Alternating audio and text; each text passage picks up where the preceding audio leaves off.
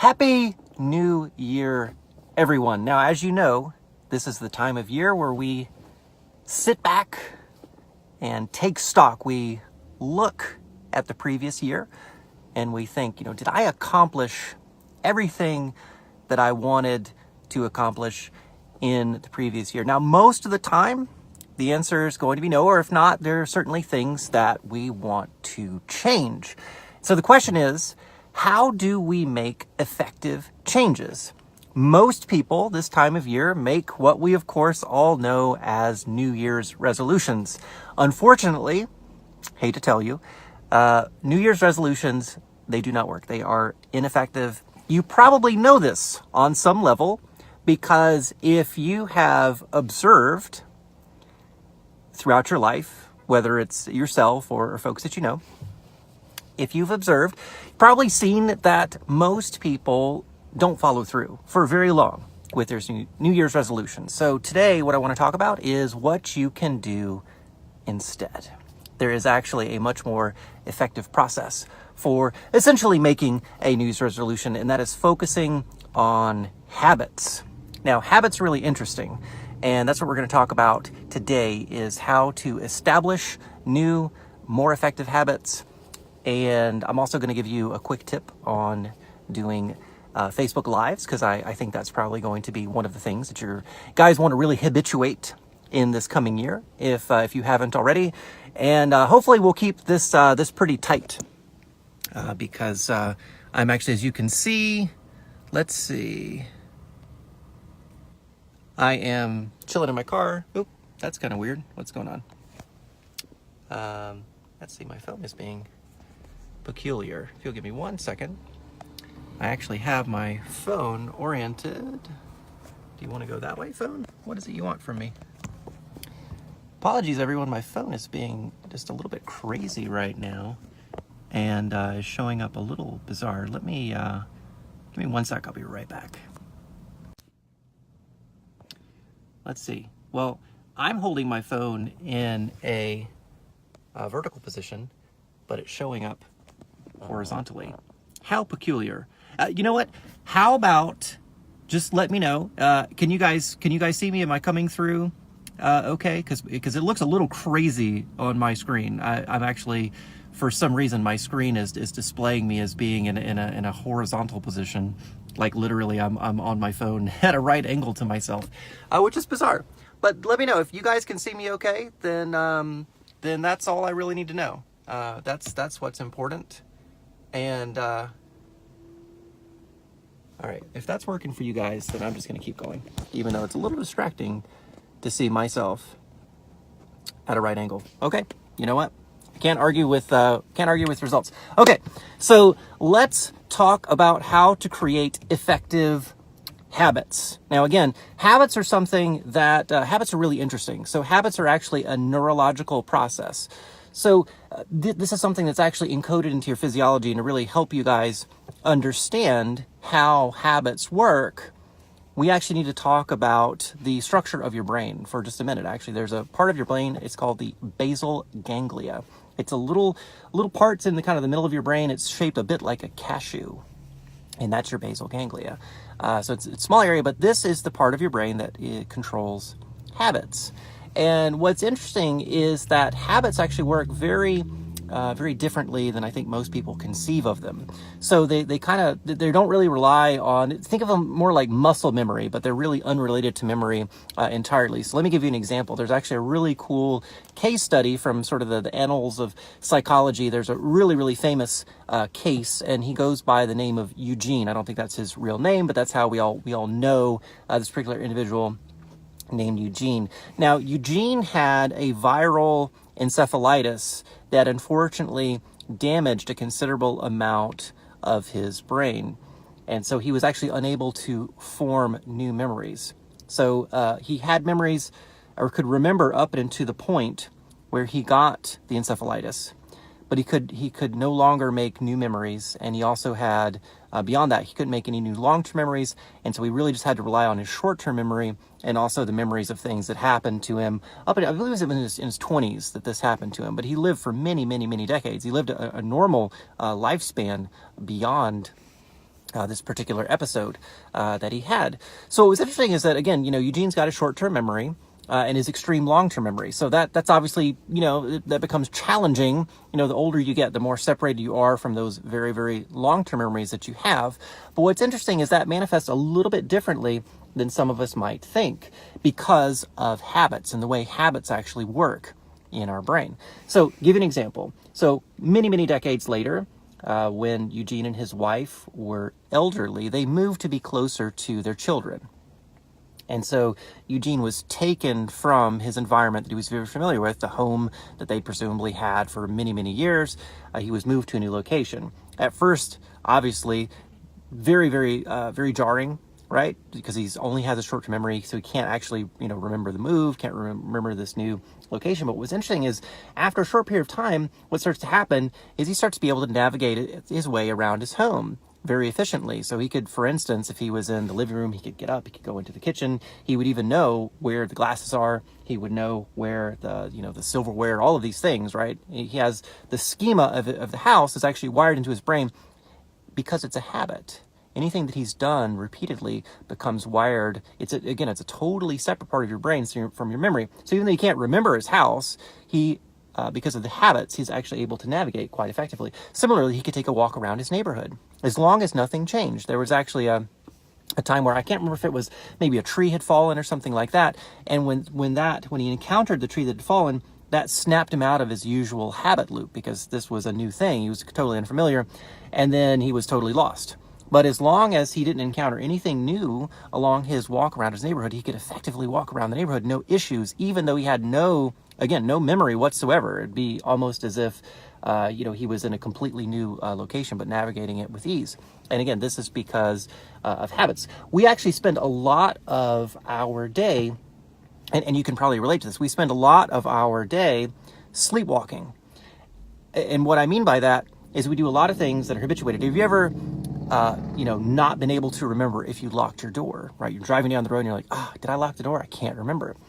That's a great example because locking your door is a habit. So you're not expending any conscious energy to remember to lock your door. You just do it. You're essentially sleepwalking through that process. Same thing. Sometimes you might be driving home and you just kind of lose track of time. Your focus wanders, but you're not in any kind of danger because you've driven your route. Maybe it's your commute. Maybe you've driven this route dozens, if not hundreds, maybe thousands of times. So there's really no danger in your mind kind of wandering because you have the habit of this route. You know that road like the back of your hand. So these are things that are wired into our brain a bit differently than memories. We don't have to actually, cue the areas of our brain with memory in order to execute our habit routines.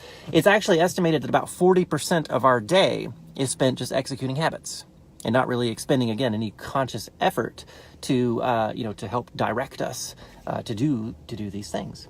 So that's interesting, right? So what would be really effective then, if you want to change your behavior, because so much of your behavior is a habit, what's really effective then is to work on establishing new and more effective habits. Now, habits actually, again, because this is a neurological thing, this is part of your physiology. So the way that this works, it's actually a 3-stage process to establish a new habit. And what's interesting is actually what you might think, the activity that you want to habituate is actually the least out of all 3. It's the least important aspect of the whole process. The other 2 aspects, there's a cue and a reward. These are the most important aspects of forming new habits. So whatever it is you want to do, most people this time of year say actually, I looked this up. So the most common things people want to do, they want to eat better, they want to exercise more, they want to quit smoking. To a much, much lesser extent, people want to spend less time watching TV or on their phone. They want less screen time. They want to read more, these sorts of things. I think probably for the people in this community, it's likely going to be, we want to be more efficient and dedicated to our business, and we really want to take the actions necessary to get us where we want to go, right? So, that's going to be really what we're looking to achieve, and habits are really what can get you there in the most efficient way. Because anytime you have habituated something, you actually will feel a certain amount of psychological stress by not executing your habits, right? Whenever we try and change our behavior, it's tough because we have so much momentum going into that behavior. So change is hard. However, once you have established a habit, and you've probably experienced this before, like let's say you're on a really good run. Maybe it's 3 times a week or something. You're going to the gym. You're really looking forward to that experience because like, hey, I know exactly how I'm going to feel afterwards. Maybe you even have a treat, which is actually a great idea. We'll get into that a little bit more later. The reward is actually a very important part of the habit forming process. But so you have these things you want to achieve, and you know that if you've been doing something long enough, again, you're going to feel a certain amount of like you really come to anticipate, and you really feel that psychological strain when you don't execute your routine. So again, if you're in a really solid workout routine, if you miss a day, right, like you're really unhappy about that. And that's what you want. You want to have those sorts of feelings when it comes to the actions that you need to take to build your business. Now, I mentioned I'll give you a Facebook Live tip before we're done here today, because Facebook Live is a really wonderful way, of course, of connecting with the audience that you guys are building. And so habituating doing these Facebook Lives is a really, really effective thing for you guys to do. So again, there are 3 parts to the habit formation process. There's a cue, there's a routine, that's the thing that you're looking to habituate, and there's reward. As I mentioned, the routine is the least important part of this whole process. The cue is massively important. And again, this is not, any kind of conjecture. This is not me shooting from the hip. This is literally hardwired into your physiology. This is how habits are formed. There's a cue, and then there's the reward on the other side of the routine. These are really, really important. I'll give you a really simple example, which is if your phone dings, that's a cue. You check your phone, you receive dopamine. That's the reward. That's how a lot of our life works. A lot of our life is actually chasing after dopamine. You might have experienced, maybe you can actually go through a little bit of like a dopamine withdrawal, and you're like, man, I really want a hit of that dopamine. For me, it's often checking my email or checking social media or something like that. We can go into a withdrawal from having a little hit of dopamine, and that's something that physiologically, biologically has kept us alive and successful as a species for, since whatever, being a little bit discontent with what's happening right now and always kind of seeking that new experience of dopamine. That's what caused, humanity to go out there and inhabit and explore and do all these cool things that we've done. Anyway, so without getting like too off into a tangent, again, 3-part process. There is a new blog post on the Elite Marketing Pro blog. Just went live this morning. It's brand new, it's fresh, it's updated for this year. Check it out. It's going to teach you specifically how you can establish new habits. The cue, routine, reward. There's a bunch of examples in there. I'll go a little bit more in depth into that process. I'll also talk about how come SMART goals aren't the most effective kind of goals that you can be setting. It's like, I got to give a shout out to JT. I checked out a really awesome Daily Dose of Awesome that JT did on SMART goals, and so that's in the post as well. Really want to encourage you guys to go over to the blog and check out the new post on this whole habit formation process, because this is the key. This is the key to making this year your best year ever and accomplishing the things you want to accomplish, whatever it is. This applies to everything, right? This applies to whether it's diet, exercise, stopping smoking. Those are the really common things. Building your business, all the activities that you want to take and habituate, because success, I know you've heard this before. Some people a lot smarter than myself have said this. This goes back, whether it's Zig Ziglar or Jim Rohn, I forget who probably said this first, but really our lives are an accumulation of our habits, right? Our habits are who we are. Our habits dictate and determine the results and success that we have.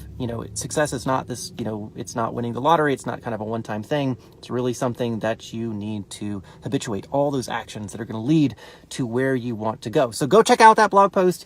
Like I said, that's over on Elite Marketing Pro blog. I go much, much deeper into this whole habit formation process. And again, I talk about SMART goals and how come they aren't the most effective kind of goals, and what kind of goals that you guys should be setting for yourselves. And with that, I'll finish with my my quick tip for you guys, which is, you'll notice I kind of gave you a bit of a teaser for this new blog post without necessarily revealing too much, right? You kind of need to, if you really want to execute on what I'm describing, you need to go over to the blog, check that out, and read more about this process. Partially because, I mean, I could talk about this for probably an hour, and that's, of course, not the nature of what we're trying to do here as I sit in the car.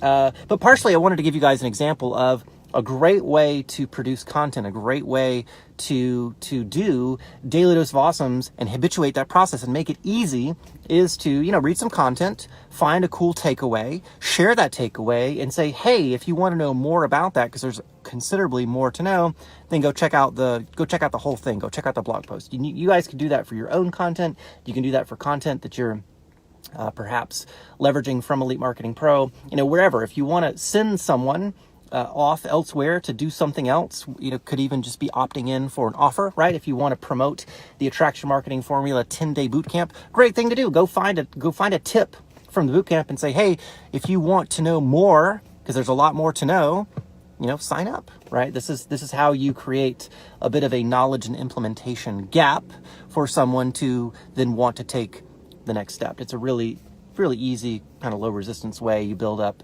desire and curiosity to get them to go and consume more of the content, because that's kind of the name of the game. So just a little tip there for you guys whenever you're creating content, you know, always leave your audience wanting more. Always leave them in a place where they learn something, they experience an insight, but they need to know more information to really move forward. So with that, again, I want to wish everyone a happy new year. I'm really looking forward to this year, and I really intend that you guys take habit formation and this process very, very seriously, because this is the key. This is the key to achieving what you want to achieve, because it really is about the things that you do day in, day out.